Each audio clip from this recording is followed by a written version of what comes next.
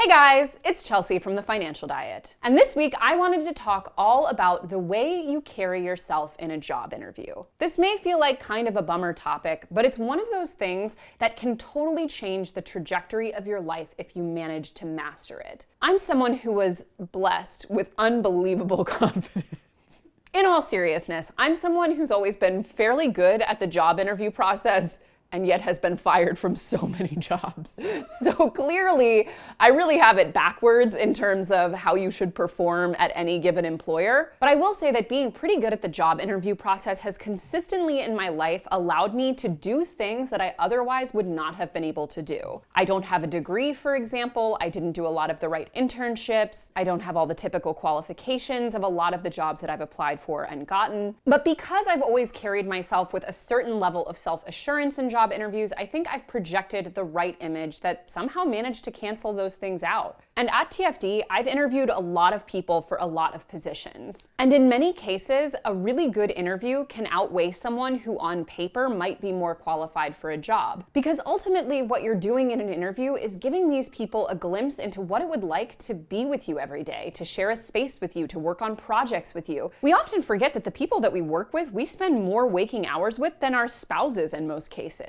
So coming across as someone with whom you could feel a certain level of trust and ease and even camaraderie is so important. But despite the many interviews that I've been on either side of, I am personally not an expert on job interviews. Luckily though, we at TFD sat down with a professional recruiter who told us all about the 6 things you should never do at a job interview. This may not be a perfect recipe for effortless confidence, but it is a really good glimpse into how to counteract some of the bad habits you might be likely to slip into in your next job interview. So without further ado, here are the 6 things you should never do at a job interview, according to a recruiter. Number 1 is do not give a long-winded answer when asked, "Tell me about yourself." The best piece of advice that this recruiter gave to us, the one that she says has served her more than any other, is to create an elevator pitch for yourself. You should be able to describe your work history, your aspirations, and the value that you bring to a team in under a minute. Imagine it this way. If you happen to run into an important executive in the elevator of the building, how would you manage to capture their attention and motivate them to follow up with you in just the time it takes to rise to a certain floor on an elevator? So be concise. You don't need to talk about every single job you've ever had. If you graduated 10 years ago, you probably don't need to talk about your college experience. You can just focus on the highlights and the things that are most relevant to the job at hand.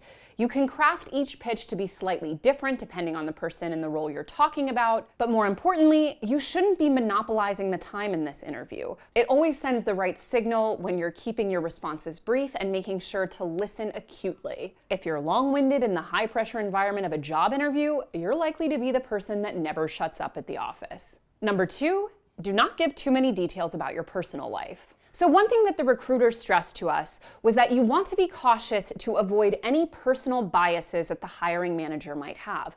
Yes, this is unfair, but it's the reality of being a human being.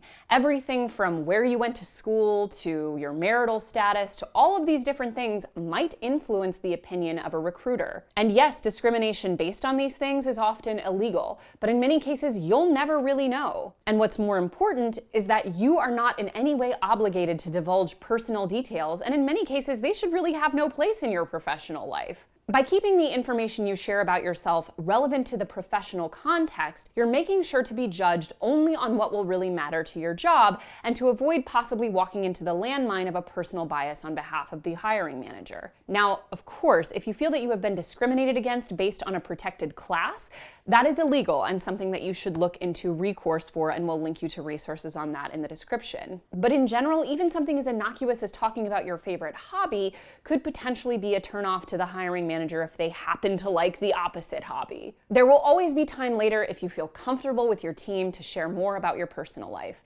But for the context of the interview, keep it professional. Number 3, don't talk about what we did, talk about what you did. So the recruiter pointed out to us that in many experiences, she found that the candidate shared more about what the team did than what she in particular contributed. This often comes from a good place, which is a desire to show that you can work well within the context of a team, which is usually a very important part of most jobs. But by not highlighting what specifically on the project was your accomplishment or your responsibility, you're really leaving the hiring manager in the dark about what your specific competencies and values are. So while you can share information about what your team accomplished, it's always good to follow up with details about what you specifically contributed to that accomplishment. It doesn't just make sure to highlight you as a valuable individual, it also means that you're able to take out of the larger group project the individual components that helped make it a success. Working well with others is important, but so is being able to demonstrate that you yourself have a specific and high value on any team. Number 4.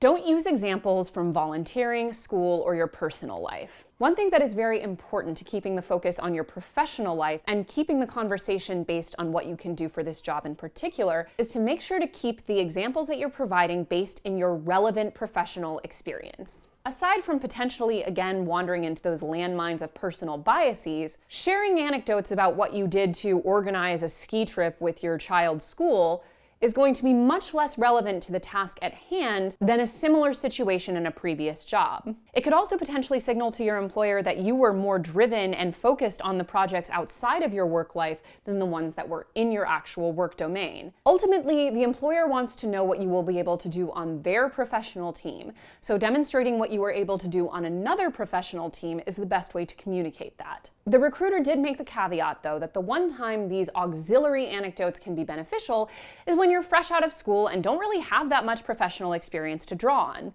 Then is a good time to maybe look at the other areas of your life where you do have a richer level of experience to look at to provide anecdotes that convey a similar skill set. Yes, you may have never organized a professional team to accomplish some big, complicated logistical event planning, let's say, but you could have planned a similarly complicated event in your personal or volunteer life, or maybe in a project you did for school. Once you're well into your professional life, though, stick to the professional. Number 5, don't forget to ask informed questions about the role. A recruiter pointed out that one of the things that can often signal a lack of true interest in the role or preparation for the interview, or even personal interest in oneself and one's own place within a company, is the failure to ask nuanced and important questions about the role itself. Usually in any interview, you're going to be prompted to have an opportunity to ask questions about the role itself. The more relevant and detail-oriented these questions are with regards to the role, the higher level of attention to detail and interest in the role itself it will convey. And aside from the fact that it sends the right signals, it also avoids a situation in which you may not have been right for the role or prepared as you thought you were. The recruiter said on many occasions she's seen people accept a role only to find out that it contained an important element that they were not necessarily prepared for. This is why the prompt of "do you have any questions about this role?" is always given. Use it to the fullest for both your benefit and the employer's. Lastly, number 6 is do not disrespect the receptionist, HR admin, or other candidates. Our recruiter pointed out to us that often hiring managers and recruiters will speak to the various administrative employees that the candidate might have spoken to when coming in for the interview. Anywhere in the process, you are likely to interact with someone who does not have a role in directly hiring you, but could be an important part of giving an overall impression of how you interact with the team. You should never feel entitled to speak with any less respect to someone like a receptionist than you would the hiring manager who's actually conducting the interview. Aside from the fact that it's just the right thing to do on every level, you'd probably be surprised at how often these people are asked about their experience with you. Because being part of a team doesn't just mean interacting with the people above you, it means interacting with everyone at the company. And if you're liable to be rude to some members of the team, that does not bode well for how you'd interact with everyone. Making sure to always be incredibly polite, respectful, and courteous in all of your various communications with every member of the team is of the utmost importance. Outside of the job interview, it's just the right thing to do. Ultimately, even the perfect job interview is not going to guarantee you a job. But getting really good at this process doesn't just help you have a broader range of options for a better range of jobs than you otherwise would, it also teaches you important skills about navigating the potentially high-stress moments of any professional job. Even once you land the job, there are going to be moments that feel really scary to you, whether it's a big presentation, an important meeting with the higher-ups, or just launching a project that you've been working on for a long time. So learning how to go into these higher pressure moments with a marked level of confidence and self-assurance and compassion for everyone around you is going to help make you an indispensable member of any team. So get out there and kill it. So as always, guys, thank you for watching, and do not forget to hit the subscribe button and to come back every Monday, Tuesday, and Thursday for new and awesome videos. Bye-bye.